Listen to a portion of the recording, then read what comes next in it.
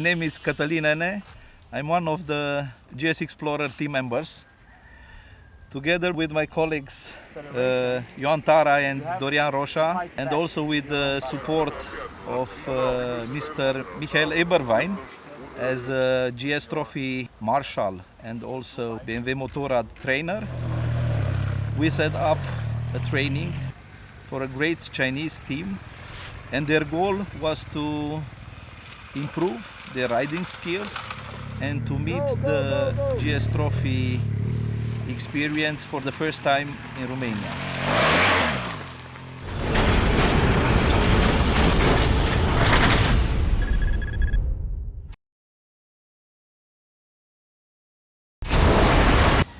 In this stage, teammates had to help each other carry a log with the bikes in an S-shaped course. This stage was about coordinating each other in order not to lose the piece of wood which they had to carry over the stage.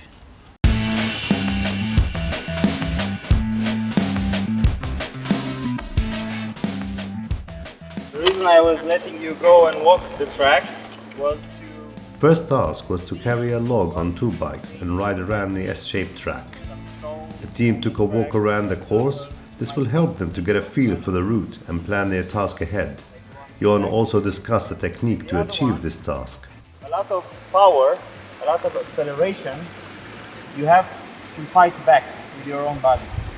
Try to use the least amount of power, go at the slowest and use the most balance so you can manage the track. Because going fast, one will go faster or the other one, so you have to coordinate each other in the least amount of speed and power.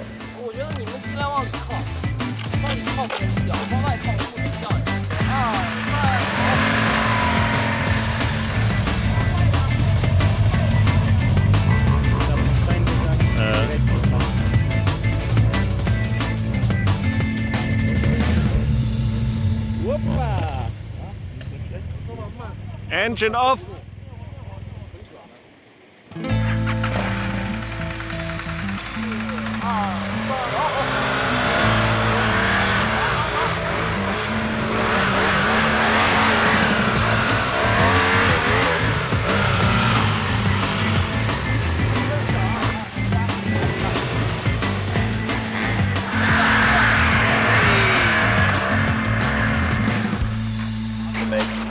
Coordinated moves with each other.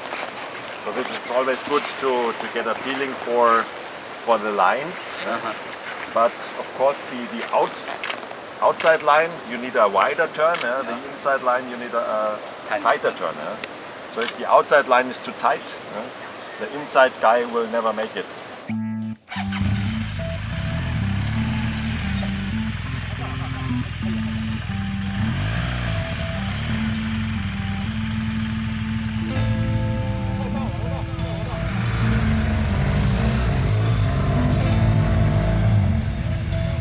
Yes, well done!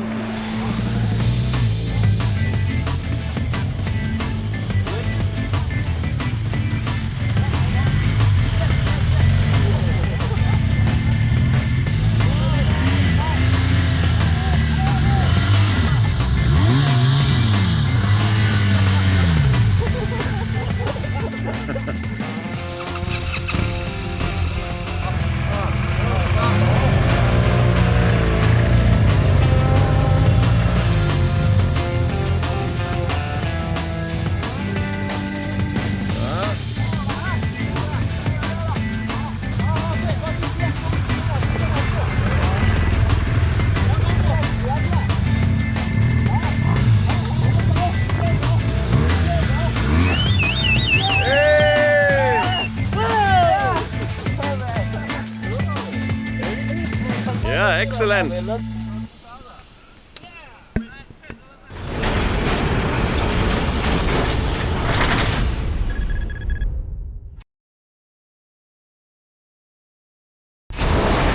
For this, the team had to build a, let's call it, bridge from the stones that we had in our special training place in order to traverse all the bikes over this bridge. The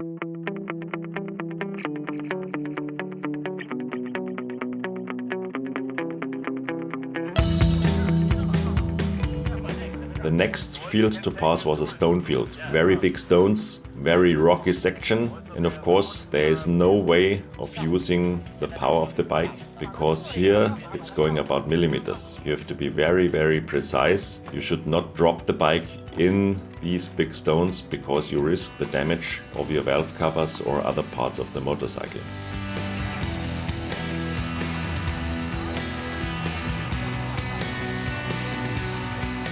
They used a log to support to give a more even line, and this is quite clever because the bike is not getting stuck in between these big rocks.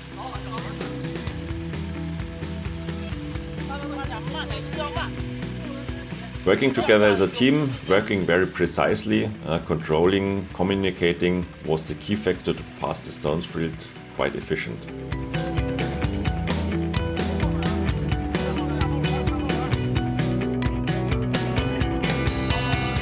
At the end, they decided to use the engine, which of course is possible, but in any case, they were briefed to use the engine in a very, very careful way and to take care of the rear end of the motorcycle, not to get the fingers in between the wheels.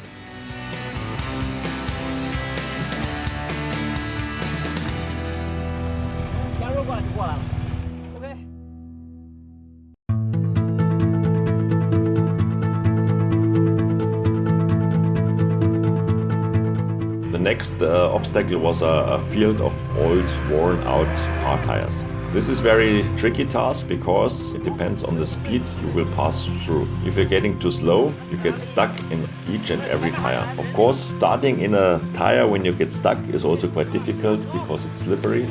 The tires are inside wet and some of them also are quite worn out, so it's very difficult to cross these tires with a slow speed. Boys, hands in the wheel can mean finger cutted. On the other end, using a too fast speed can be also quite difficult because you can lose the control of the bike and you also risk the injury because the bike gets out of control and it can drop onto your feet or onto yourself. The first tries, the team was quite careful, was quite slow, and as I said, they found out that it's easier to be a little bit faster. At the end, they got the understanding, they got the right technique, and they got task well done. Yes, that's it!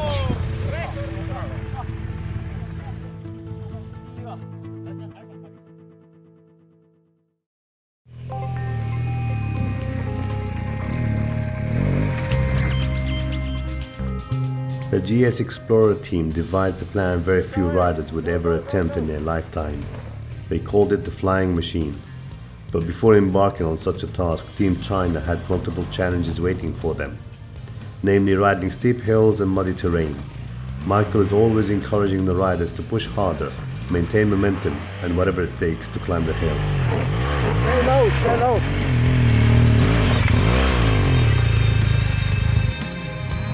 Go, go, go!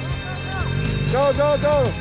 These GSs are fitted with Metzeler tires. Without a doubt, it's one of the best tires to have. Novi tires always add extra confidence. But one thing for sure, momentum is the secret. Keep pushing through and before long you'll find yourself reaching a point where you thought was impossible.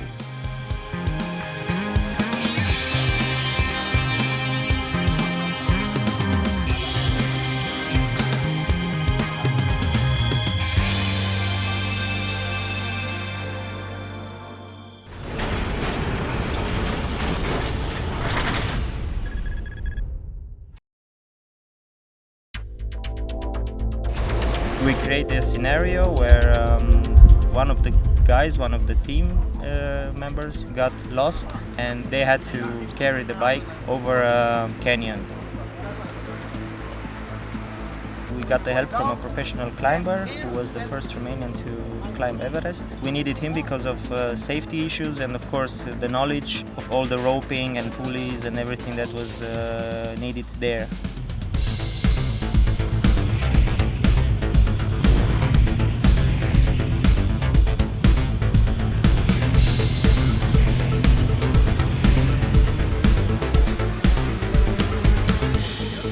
Fane Tulpan's passion for climbing started at the age of 10 when his grandfather introduced him to the beautiful mountains in Cebu.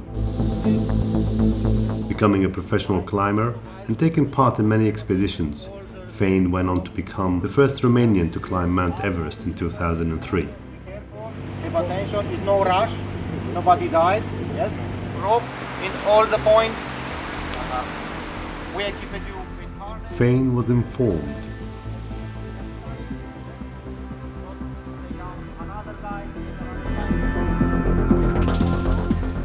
Today his task is to make sure all team members complete their tasks as safely as possible. Okay, so your task is now you should think how it's the best way to get the motorbike down here. So now make a plan, think who is doing what tools are you using, and when you have decided how to do it, Mane will tell you if it's possible, if it's the wrong or if it's the right way. And he will help you, he will assist you, and he will give you some tips how to bring the bike down here safely. Going down, and here and descending, step by step, yeah? And I lead you slowly, slowly, slowly on the grass. And after coming here, and you make the The safety measure is the first time we can put in the front of every single that. Of course, equipment, it's important to have homologated, very good equipment, and our team, it's a good team. And we prepared 2 days before that all the terrain, all the trees, we verified, and we don't want to have any kind of injury and any kind of problem in that. Plus, when I discussed with Catalin, and he says all the people must climb with the moto gear equipment.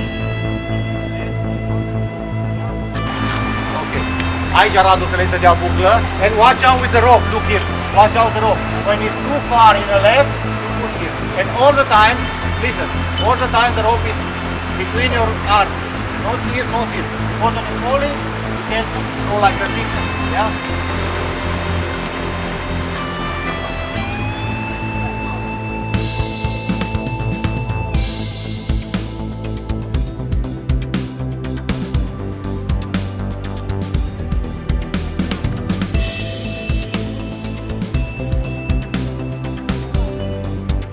What do you say? How did they manage to do it? All 5 succeed to going in a final point, and for me it's a big surprise because it's a heavy gear, yeah, and with not good condition to climbing, he succeed, and for me it's a big surprise.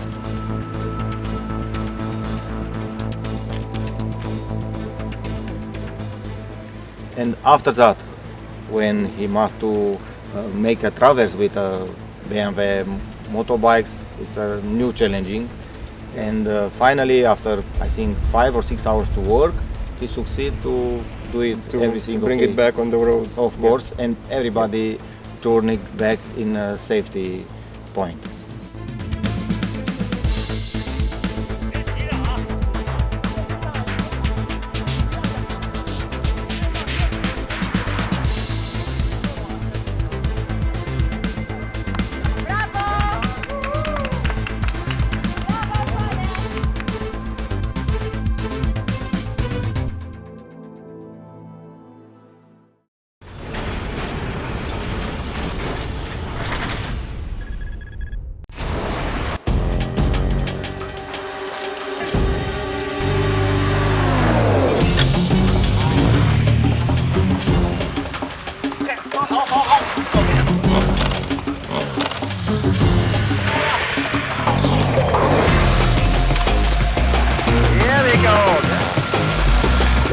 Go, guys!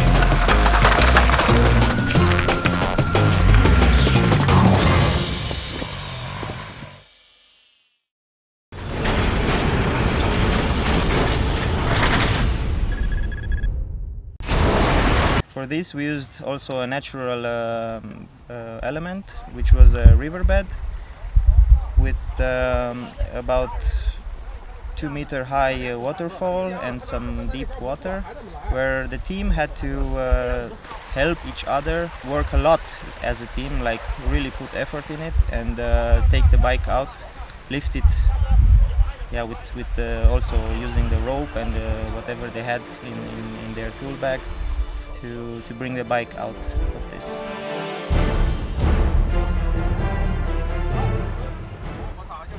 River crossing, they had to bring the bike up a small river crest.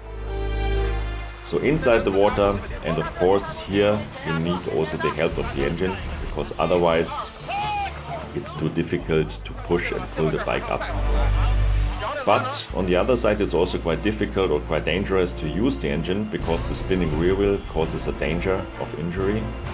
And so the team was briefed to be careful and not to touch or not to be in the area of the rear wheel, which was spinning during the acceleration during the uphill section. Knee deep into the water is sometimes quite demanding, but in this case it was quite refreshing, because the temperatures are getting up and we had sometimes close to 30 degrees. 30 degrees, hard work, everybody knows you will sweat a lot.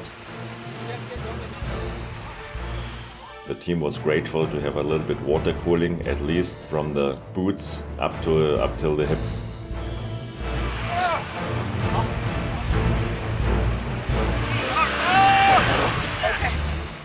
After around about 30 minutes, for 500-600 meters, the team arrived at the part where they have to get out of the crest again.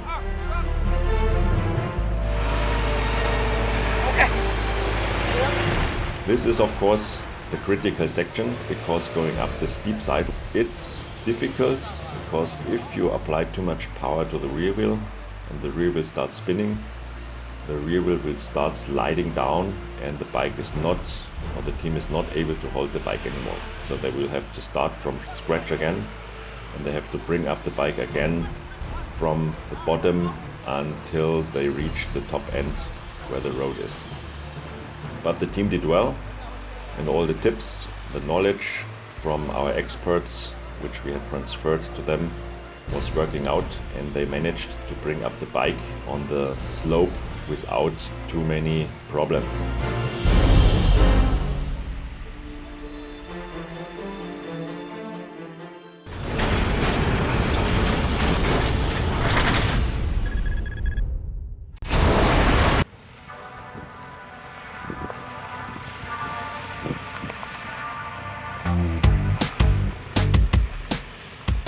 After 5 to 6 hours you can feel that you have done a lot of moving on the bike. The afternoon gets more tough and tougher. Also the road sometimes gets steeper and steeper, and you welcome every stretch of short asphalt to relax a little bit and to get a little bit air through your equipment, through your jacket and through your pants. Even if we have nice temperatures around about 25 degrees, it's demanding and you sweat a lot when you have no wind going through your jacket and through your pants.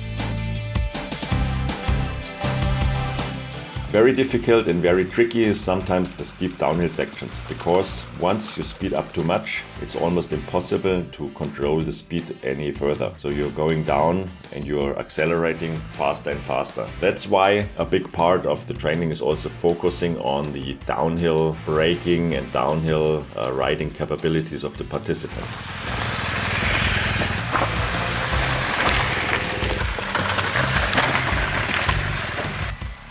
You can see a locked rear wheel, it's not always good because it keeps you from turning the bike. So the best is to focus on the front brake, because the front brake, this is where all the power gets, because all the weight is on the front wheel. And once you lose the front, or once you're not good on the front brake, you will accelerate very hard on the downhill. And as I said, it's very hard stopping the bike anyhow. In this situation, of course, the HP2 is a fantastic and a much more easy bike to ride.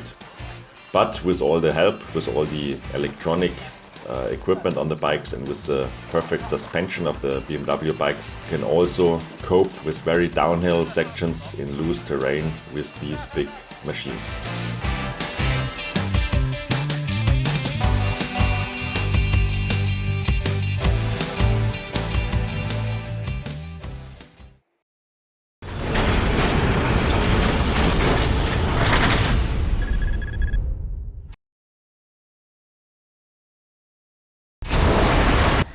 For this we used muddy riverbed where the team, they had to use the tools to build some wooden bridges and traverse the bikes from one side to the other without getting them sunk in the mud and not being able to take them out.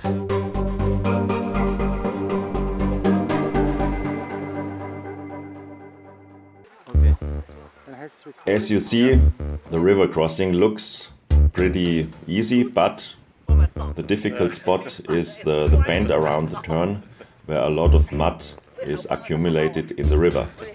To cross this muddy section, it's very important not to only go with the bike into it, because once the bike gets stuck in the mud, you will have a long time and a long, hard work to recover the bike.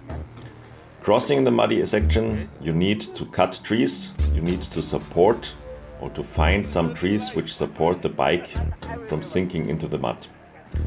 But in the beginning, the strategy was to just to drop some trees, to cut some trees and drop the tree trunks with the leaves into the muddy section. But as the team found out, this is not sufficient because the bikes are too heavy and the loose trees are not supporting the bike well enough. If you put wood like that, it's okay like this. But if you put the other way around with the cross, with the leaves going inside, it will make it more difficult. Okay. So you have to take eight, at least 2 meters. 2 meters. This big birch trees, and build 2 bridges. Okay. This will help you. Tara, our Romanian instructor colleague, he gave us the tip to form out of trees some kind of support. That means you have to cut trees, you have to bind them together, and you can use them as support. Of course, this is only possible if you work together in a team and if you work efficiently.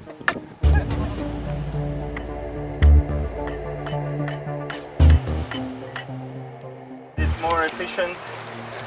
The weight is distributed on a higher ground, and since the terrain is not helping, so it might happen that you don't have the correct length of the nail. It's too short. So if too short, can I have the axe, please? So if it's too short, then you have to reduce the thickness. Wow. You know.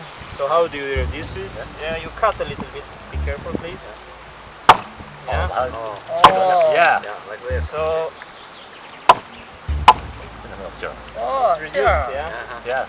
You have to either do it on. So one part of the team was sent up in the mountains with the saw, and they have to cut trees, they have to get rid of the branches, and then the team number 2 task was to connect these tree trunks together. As you can see, it's not easy, you have to know how to do it. Otherwise, the tree trunks are not staying together and the bike, the wheels go between these trunks, and you have no advantage of crossing the muddy section when the wheels get between the tree trunks. They have to prepare 2 support parts for the bike to cross the muddy section.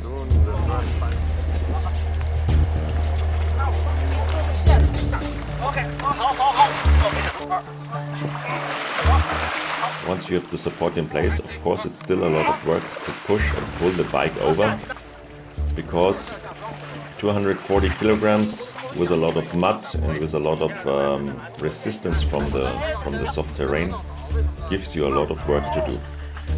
But the team was working very well, and they finished, or they achieved the goal to bring the bike without getting stuck into the mud on the other side. Super!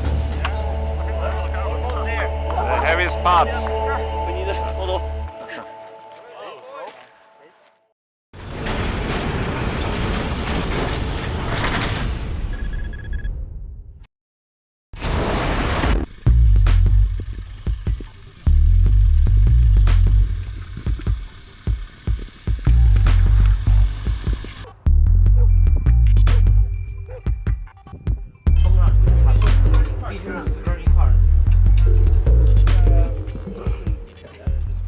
comes to tire changing, you need to know some tricks to make your life easier. First of all, you have to remove the wheel of the bike, which is pretty easy with the single swing arm of the BMW motorcycle. The hard job is to get the tire off the rim. So the tubeless tires, they fit very good on the rim, so it's quite difficult to get the tire bed inside the rim.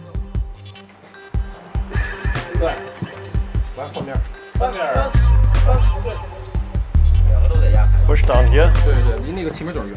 You can place the tire flat on the ground, push it in, and now hold it. And now so we use the side stand as a leverage to remove or to break the bed of the tire to get the tire inside of the rim. Because without getting the tire out of the bed, it's impossible to mount or dismount the tire.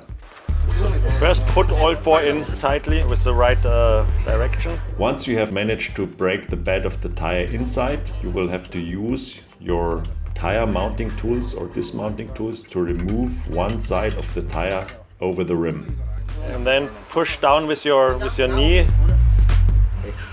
The most important thing doing that is to use some kind of lube, some kind of liquid. You can use water, you can use Coca-Cola, whatever. Something to make the tire bed or to make the tire slipping over the rim much easier. Very important is to start at one side and push the other side, the other tire side, to the deep side of the rim. So inside of the rim, right to the middle of the rim, because then you have enough space for the other side of the tire to slip over the rim. If this side of the tire is not inside the deep part of the rim, it's almost impossible, even with a very long tool, to dismount the tire. So once both sides of the tire off the rim, it's easy for you to turn the rim inside and you can get the rim out of the tire.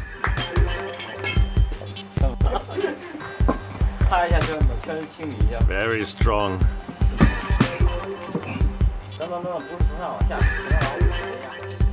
For mounting the tire again, it's pretty much the same way. You start with one side, you put one side inside the rim, you work your way of one side of the tire back into the middle of the rim.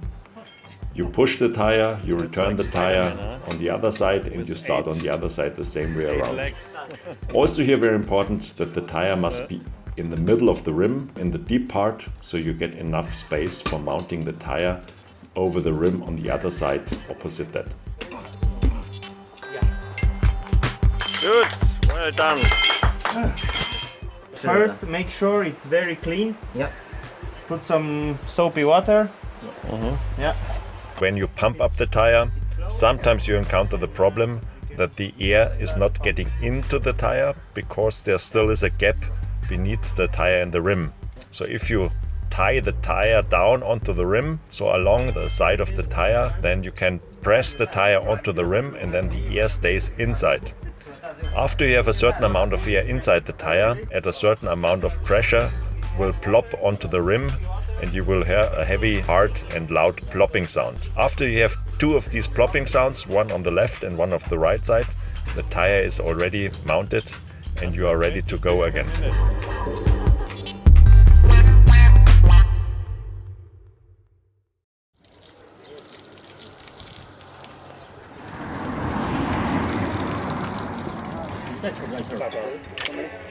Deeper. 拍酒瓶，插上之后拍酒瓶，这么着。别拍，那上面顶着呢，怎么拍啊？哎， It's more difficult than mounting a tire, huh? 好啊，按住这时候一拍酒瓶就拍了。那是滑的。哎，拍上面，拍上面啊。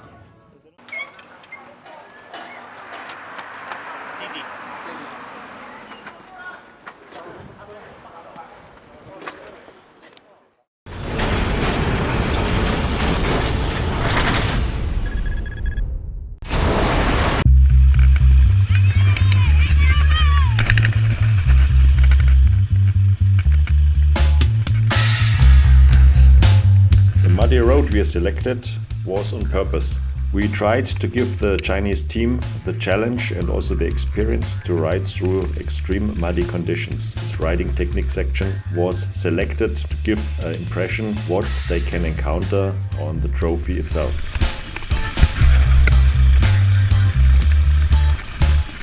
If you think about the last trophy in Thailand, if there is a heavy rainfall or if there's a river crossing, you always will encounter red clay mud, which is also the worst case you will encounter. Because the red clay mud is very, very difficult because it sticks very much on the bike and also on the tires. So this adds up a lot of weight to the bike and also give you almost no traction. So it's like riding on soap.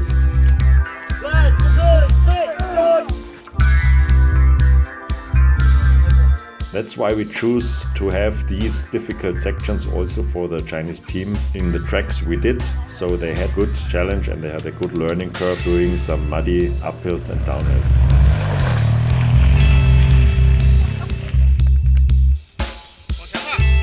Riding in mud. It's somehow similar to riding in sand, but of course it's get more slippery because the mud is normally closing the profile of the tires. So once the profile is closed in the tires, you encounter very, very slippery conditions. The only chance to get the tires free is to spin them. To spin the wheels, that means you have to have a certain speed so that the tire is cleaning itself. Of course, it helps very much to reduce the tire pressure. Depending how deep and how soft the mud is, you can go as low as 0.8 bar on the front and on the rear tire.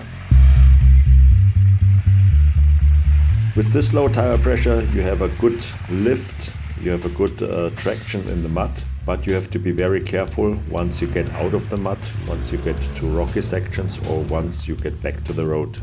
Riding with a low tire pressure on road with faster speeds will destroy definitely the tire. Because the tire is heating up and after a while the rubber is so hot that you can lose the complete surface, upper surface of the tire. Comparable to riding in sand and riding in other soft areas, it's in the mud, the speed which is important. You need enough speed to get some lift so that you're not sinking into the mud, you stay on top of it. Turning in mud or turning in sand, it's all about balance. You have to give weight input and you will ride the motorcycle more like a jet ski. It's not riding like on road or on concrete or hard surface. It's like riding on soft surfaces and you can compare it with riding a jet ski on the water.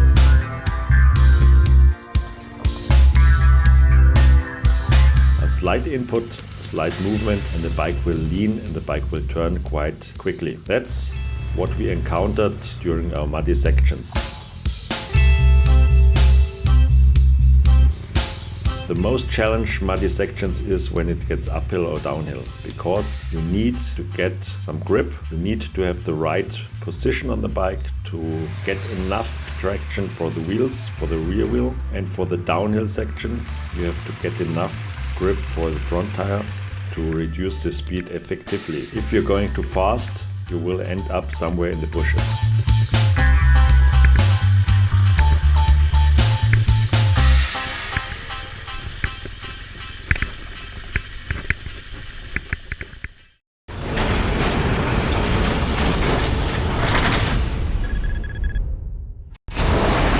We wanted to have an out-of-the-box training in Romania. With endless off-road tracks, we consider Romania one of the biggest enduro parks in the world. Special test shaped by nature. Amazing people, an extraordinary life experience and also riding experience. Free riding, this is where all comes together. This is the most fun part, but not less exhausting, because free riding means you are in the mountains, you are in the off-road terrain for more than 8 hours per day. Going uphill, going downhill, it's a beautiful landscape. We are crossing the Carpathian Mountains and sometimes it looks a little bit like in the Alps. So you have high cliffs, sharp crests, turns, hairpin turns, gravel roads and also roads from the woodworkers. Going up and down, Of course it's fun, but it's also exhausting. You always have to be focused on the terrain, you always have to be focused on the technique. One small mistake sometimes leads to the situation that you have to go down again. Down, down, down until you reach the bottom again. Go, go! Go, go, go, go! And then you have the next shot to try to go up. Go, go, go! Gas! Take momentum! With the big machines, with the 1200 GS, sometimes it's not possible to restart again once you are stopped in the uphill. It's amazing what these big motorcycles can do in off-road. If you imagine you have more than 240 kilograms and you're going up a very steep section with a lot of ruts, with a lot of loose gravel and also sometimes very slippery conditions, this bike can bring you almost everywhere. Of course, it's important to have the right technique, to have the right style, to have the proper understanding of how to ride these big bikes. But if you are a little bit experienced in riding these big bikes, it makes lots of fun to counter, to tackle all the obstacles you will see in the off-road terrain in the uphill mountains. We also had a HP2 with us. Of course, this is a more sporty BMW Boxer engine bike, but it's also very demanding, so it's more active for the rider. So you have to be more careful. You have no ABS, you have no traction control, and also the suspension, even if you have longer travel, it's a little bit more rough and a little bit more difficult to keep in the line. So day number 3. Yeah, still survived. Still surviving, yes. Nice steep uphill. Yeah. Loose ground. Yeah. Not the easiest way. No, never be easy. And also if the turn is too tight, you can use two movements, yeah? If it's not possible from one move, you can use a wide line and do it, you know? Because it can happen that it's so tight, the bike doesn't turn enough, or you have a too much wider angle, then use two movements to go back to the line. With the tips of Tara, our Romanian guide and Romanian instructor colleague, it's very easy, also after some difficulties, to tackle also the sharp hairpins up in the mountains.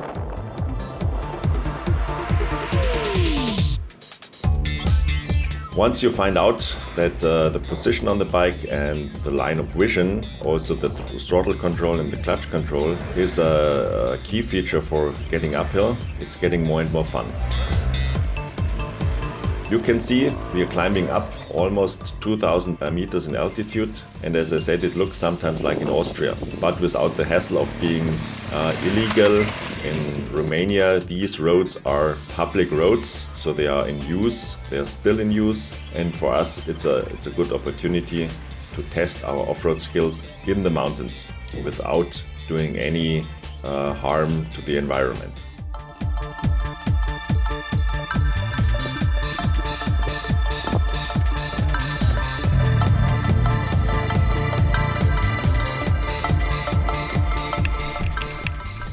As you can see from the perspective of the HP2 rider, of course this bike is a powerful machine, but as I said, you need a good rider to tackle also the obstacles in the off-road and in the mountains.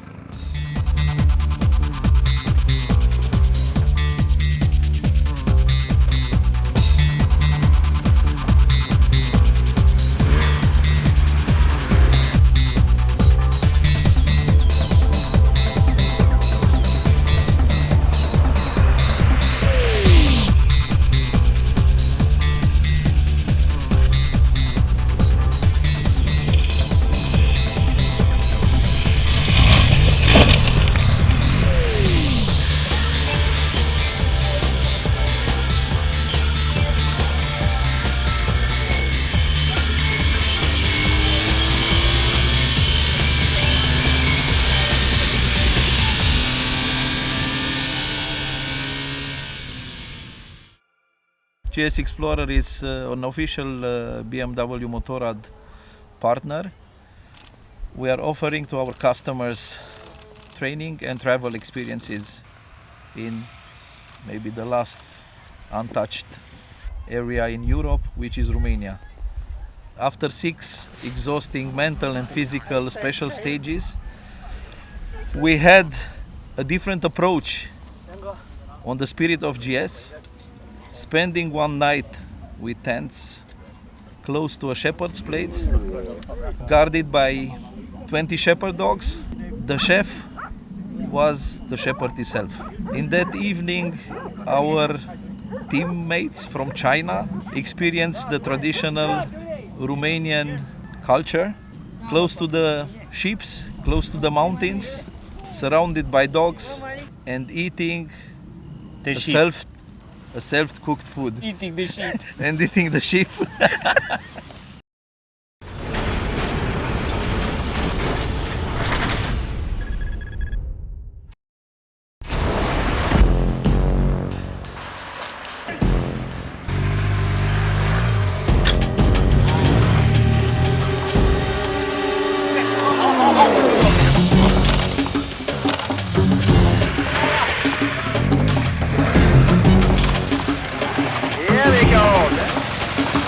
Go, go, go, guys!